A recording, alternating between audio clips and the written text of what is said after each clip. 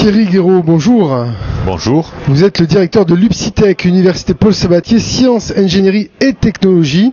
Présentez-nous tout d'abord ce que c'est que l'UPSITEC, c'est une école. Alors l'UPSITEC est donc l'école d'ingénieurs interne à l'université qui a pour objectif donc de fournir un support aux formations diplômantes qui délivrent le diplôme d'ingénieur de l'université Paul Sabatier. L'une d'entre elles étant donc dédiée au génie civil et géosciences. Alors il y a combien d'étudiants dans l'UPSITEC et combien plus précisément dans ces fameux métiers de l'ingénierie? Alors donc pour les métiers donc reliés au génie civil, bâtiment, travaux publics, on a donc des promotions de 40 étudiants, on fera donc 120 étudiants à terme, sachant que nous avons démarré l'an dernier et que donc nous accueillons actuellement la première promotion qui sera donc diplômée dans 2 ans et qui sera effectivement sur le marché du travail. Alors quelle particularité propose votre école en termes de formation pour ces métiers de l'ingénierie? Alors, en matière de formation, donc c'est une école agréée par la CTI pour la délivrance du diplôme d'ingénieur. L'objectif est d'avoir des étudiants qui soient donc d'un niveau confirmé et motivés par ces métiers, par les métiers auxquels ils se destinent. Pour cela, la relation avec l'entreprise, les entreprises du secteur, les industriels, est tout à fait privilégiée. Et c'est donc à ce titre-là que nous avons en fait l'honneur de participer depuis 2 ans déjà à cette manifestation. Grâce à l'invitation qui nous est adressée par l'IMP.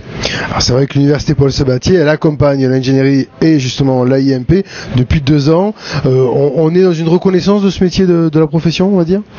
Je crois que c'est effectivement ça. On conçoit qu'il faut effectivement qu'il y ait des filières de formation adaptées à ce métier, dans sa complexité, avec tous les aspects que l'on a pu voir en fait, puisqu'on sait que dans les formations par exemple on multiplie les sujets en fait en termes de diplomation, et effectivement c'est un point qui est très, très intéressant. L'université a créé ces filières-là en réponse à un questionnement issu du milieu professionnel qui avait besoin de formation supplémentaire et de davantage d'ingénieurs diplômés dans le domaine.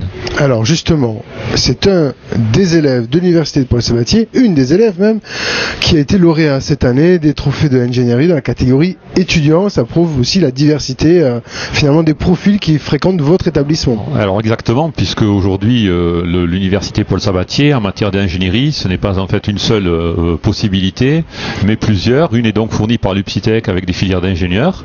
L'autre l'est également par donc les nouveaux labels qui sont le CMI et qui permettent effectivement de reconnaître en fait nos étudiants, et notamment les plus motivés d'entre eux, qui ont un petit peu un complément de formation et de préparation au milieu d'entreprise.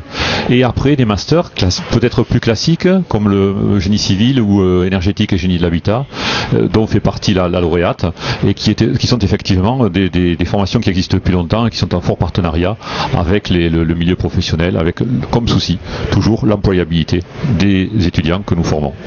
Label CMI, rappelez-nous. Cursus Master Ingénierie, donc une préparation au métier d'ingénieur, pas diplômante en termes d'ingénieur, mais qui permet à une personne donc qui suit un master classique d'avoir tous les éléments lui permettant d'obtenir la meilleure insertion possible à la fin de son cursus au sein de l'entreprise. Alors dernière question, combien justement de pourcentage vous avez en termes d'employabilité lorsqu'un étudiant sort de votre cursus? Alors, le chiffre brut aujourd'hui est extrêmement positif, c'est-à-dire que, hormis certains étudiants qui vont peut-être aller de nouveau vers des études complémentaires pour, par exemple, une double compétence en management, en gestion de projet, enfin des choses de ce genre-là.